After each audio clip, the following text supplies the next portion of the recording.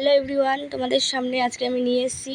তো দেখো, আজকে আমি পুঁই শাক দিয়ে আর আলু দিয়ে কি রান্না করবো, পুঁই শাকের লাড়া। নিশ্চয়ই নামটা শুনে তোমরা একটু অবাক হচ্ছে, পুঁই শাকের লাড়া আবার কি। লাড়াটা হচ্ছে একটা ইউনিক রেসিপি। তো তোমরা নিশ্চয়ই অনেক রকম ভাবে পুঁই শাক রান্না করেছো, যেমন চিংড়ি মাছ, মাছের মতো অনেক রকমভাবে ঘ্যাট অনেক কিছুই করেছো, কিন্তু এই রেসিপিটা একটু অন্যরকম। তোমরা এই ভিডিওটা দেখে তোমাদের কেমন লাগলো, আর এইটা তোমরা একটু ট্রাই করো। আর যদি ভালো লাগে অবশ্যই সাবস্ক্রাইব করবে।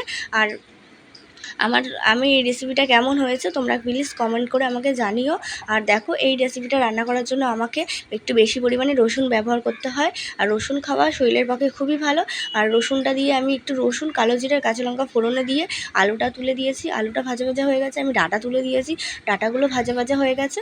আর তার মধ্যে আমি দেখো পুঁই শাকের পাতাগুলোও দিয়ে দিচ্ছি। এর মধ্যে কিন্তু একটু জল ব্যবহার করলে চলবে না, এটা ঢেকে ঢেকে ঢেকে রান্না করতে হবে। আর দেখো, এর মধ্যে থেকে এমনি জল বেরোবে। তো জলটা ছাড়ার পরে তোমরা এইটা হালকা মতন মিষ্টি দিয়ে দিও, যাতে স্বাদ হয়। স্বাদের পরিমাণ হওয়ার জন্য এই দেখো, আমরা কিন্তু এর মধ্যে এক ফোঁটাও জল দিইনি। আর দেখো, একটু শুকনো শুকনো হয়ে গেছে। আর এই রেসিপিটা তোমরা ট্রাই করে বলো কেমন হয়েছে। লাইক আর কমেন্ট করতে কিন্তু একদম ভুলবে না। তো দেখো কেমন হয়েছে।